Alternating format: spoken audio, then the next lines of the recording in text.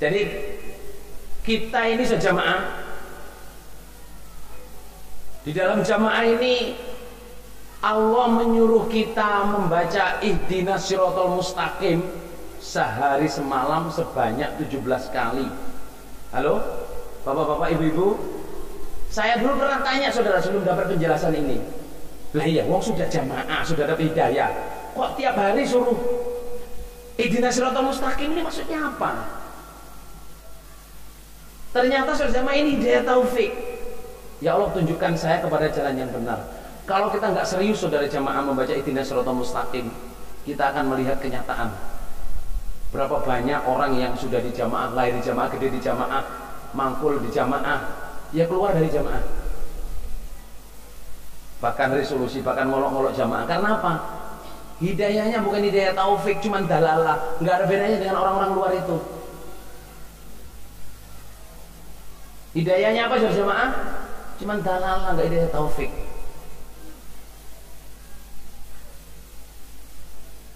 Berapa banyak saja saya ya, waktu saya ini ngalamin gegeran tahun 79, saya sudah jadi mubalek sudah jemaah. Kalau tahun 69, 70 itu saya ikut bapak saya tugas kafaroh resolusi namanya.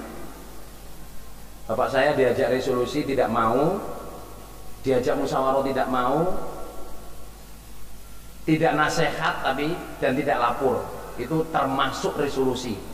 Tugasnya itu harus ke Pekalongan sak keluarganya. Tahun 79 saudara jamaah geger jamaah.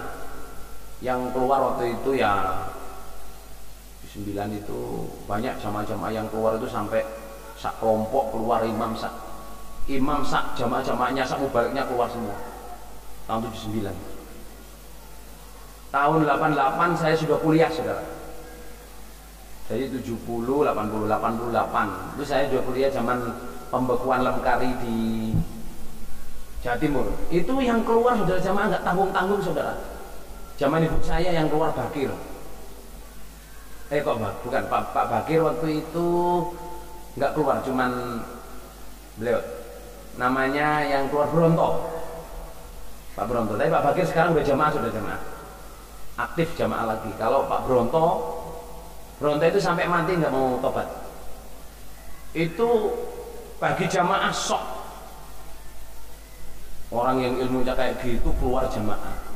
Tapi saya setelah mengalami beberapa musibah jamaah yang orang banyak mubalek yang keluar, orang yang kelihatannya pintar keluar itu, saya makin serius kalau ihdinas siratal mustaqim itu saya makin serius. Karena di surat Baqarah itu diterangkan fadamul ladina amanu limakhtalafu fi minal haqq. Allah akan menunjukkan orang iman kepada petunjuk, kepada yang benar dari perselisihannya orang-orang.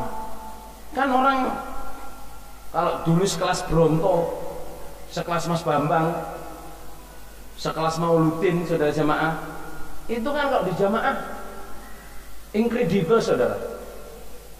Lah itu ujian bagi jamaah-jamaah yang lain.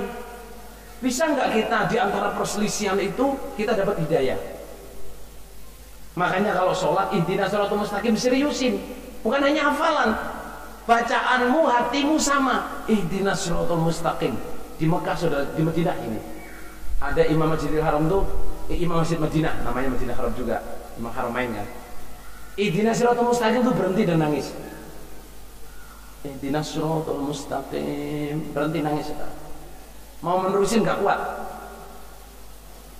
Karena dia banyak melihat orang-orang Islam yang mengerti, tahu, seperti tahu anaknya sendiri seperti anaknya, tapi tidak dipraktekkan. Berapa banyak di jamaah ini yang sudah mengerti kebenaran, ditinggalkan. Bahkan berani ngolok-ngolok Haji Nur Hasan, berani ngolok-ngolok sistem jamaah, berani ngolok-ngolok sambung, berani ngolok-ngolok infak, berani ngolok-ngolok mangkul. Karena apa? Tidak mendapat hidayah taufik, tidak mendapat ilmu hikmah, yang didapat hanya ilmu dalalah dan hidayah dalalah. Allah di dalam Quran berfirman, walladzina amanu zidnahum huda. Orang yang beriman akan saya tambahi petunjuknya. Kita ini sejamaah harus iman. Untuk bisa iman kita harus menyerah. Qalatil a'rabu amanna qul lam tu'minu walakin qulu aslamna walamma yadkhulul imanu fi qulubikum. Orang ada ngomong, saya iman, saya percaya. Belum cukup. Jangan ngomong iman dulu, menyerahlah dulu. Diperintah imam kelompoknya, imam desanya, imam daerahnya taat, diperintah imam pusat taat, harus mangkul, harus infak, harus imabab, taatin dulu aja. Nanti iman akan datang. Tapi kalau kita balik, saya percaya semua benar, dipikir-pikir, nggak ada penyerahan, imannya nggak bisa masuk di hati saudara, mentah iman di otaknya, matanya dibuat buta. Jamaah baiknya kayak gini loh, kok sesat itu bagaimana? Jamaah baiknya kayak gini tuh katanya ini cuma grup kecil. Dari jamaah grup kecil para sedulur, sing gede sak piro? Ngerti maksud saya jamaah?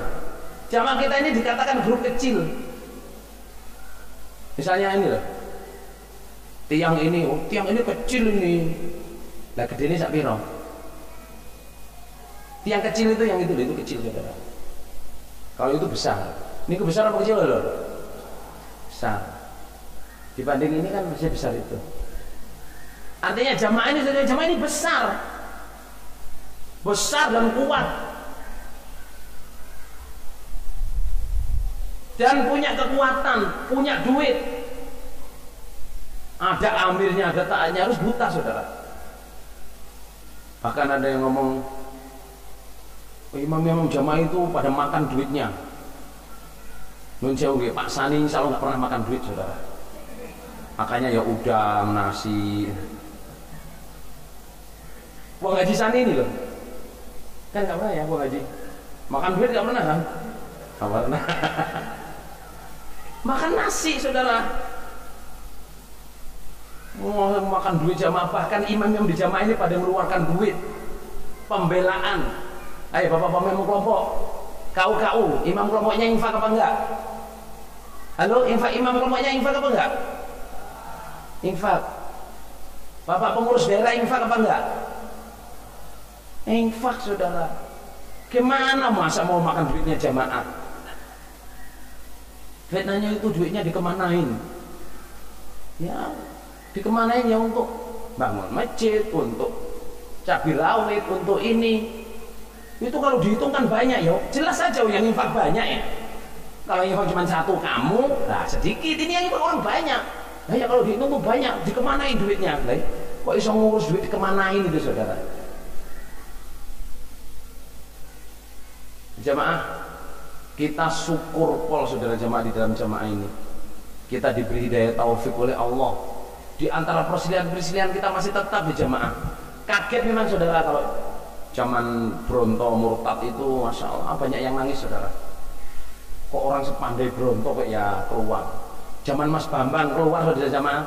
Pak Sopo itu jenenge Pak Edi atau sing bagian masak mana coba jadi Mubarak. Oh Pak D.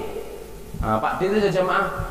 Aku ngono sing ditugasno karo Bambang Irawan iku. Bambang Irawan itu jamaah incredible. Apa incredible? Di jamaah itu sesuatu yang menakjubkan. Bambang Irawan itu menikah dengan kakak sepupu saya. Kalau saya manggil dia itu Mas.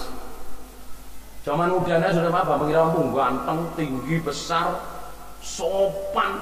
Orang Madura dengan bahasa Jawanya itu halus sekali.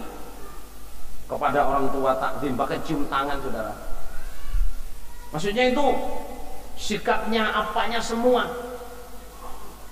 Keluar dari jamaah banyak yang shock saudara.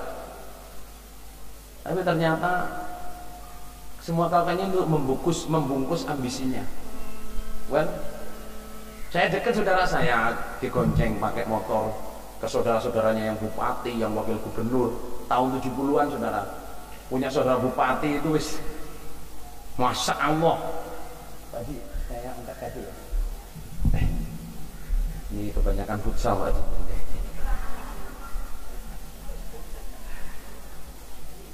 Jadi Bambang Irawan itu jamaah sebegitunya ngaji dijak Bapak Imam ke Mekah, keluarganya orang pangkat-pangkat, keluar itu shock. Tapi ya itu keadilan Allah saudara jamaah. Kadang kita nggak bisa melihat di belakang tembok.